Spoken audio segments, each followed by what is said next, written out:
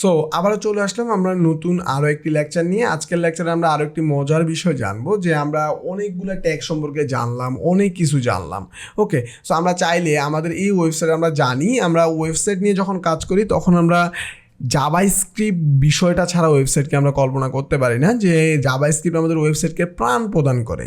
যেরকম একটা মানুষের শরীরের গঠন আছে, তার শরীরে প্রাণ নাই, তাহলে কিন্তু ওই মানুষটা আর মানুষ থাকলো না, সে মৃত একটা মানুষ হয়ে গেল। সো সেমভাবে এখানেও যদি আমাদের ওয়েবসাইটে জাভাস্ক্রিপ্ট না থাকে তো ওয়েবসাইটটাকে মৃত লাগবে আর কি, মানে মরা ওয়েবসাইট লাগবে, কোনো ইন্টারাকশন নাই, কোনো ফিল নাই, এই বিষয়টা কাজ করবে।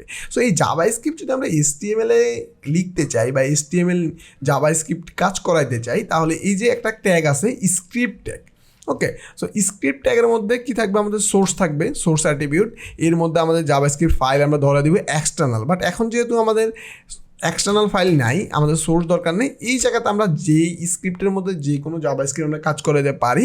সো এটা তোমার বোঝা লাগবে না। এখন আমি যেটা লিখবো, এই যে ডকুমেন্ট আমি লিখতেছি, ডকুমেন্ট, তোমার এটা বোঝার দরকার নেই। ডকুমেন্ট আমি গেট এলিমেন্ট বা একটা আইডি লিখলাম, সো এটাও তোমার এখন বোঝার দরকার নেই, যেহেতু তুমি জাভাস্ক্রিপ্ট শিখতেছো না। সো এখানে আমরা লিখতে পারি যে টেক্সট, ওকে, যে কোনো একটা দিলাম আর কি। সো এটা দেওয়ার পরে আমরা কী করলাম, ইনার টেক্সট সেট করে দিই, এই আইডিটাতে ইনার টেক্সট সেট করে দিলাম, কি আমাদের জাভাস্ক্রিপ্ট কাজ করতেছে। সো আমরা এখানে লিখে দিলাম যে জাভাস্ক্রিপ্ট ওয়ার্কিং। ওকে, সো লিখে দিলাম ওয়ার্কিং, বা জাভাস্ক্রিপ্ট প্রোগ্রেস লিখে আছে সাজেশন থেকে, আমরা লিখলাম ওয়ার্কিং।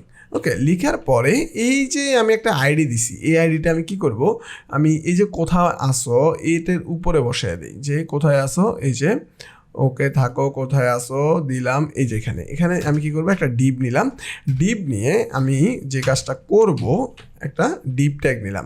ডিপ ট্যাগ নেওয়ার পরে আমি কি করব, এখানে এই যে আইডিটা আমি নিছি, এই আইডিটার নামটা দিয়ে দিব, আর কিছুই করবো না, তেমন কিছুই না।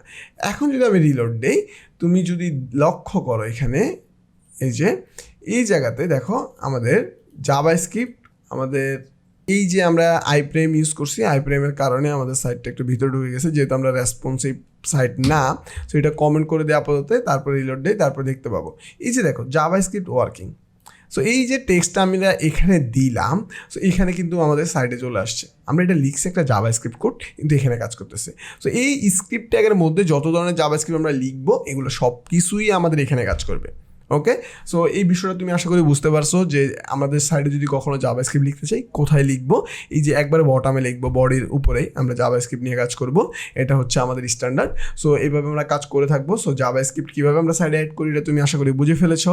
তোমার দিক থেকে কোনো আমাদের সাজেশন দেওয়ার ইচ্ছা থাকলে অবশ্যই সাজেশন দিবা। আমাদের দিক থেকে যত ধরনের তোমার হেল্প লাগবে, আমাদের ফেসবুক কমিউনিটিতে যুক্ত হবা, যুক্ত হয়ে তোমার যত বিষয়, যত ধরনের হেল্প লাগবে তুমি ওখানে পোস্ট করবা, আমরা তোমাকে হেল্প করার জন্য সবসময় রেডি। সো আবারও তোমার সাথে দেখা হবে নেক্সট ভিডিওতে।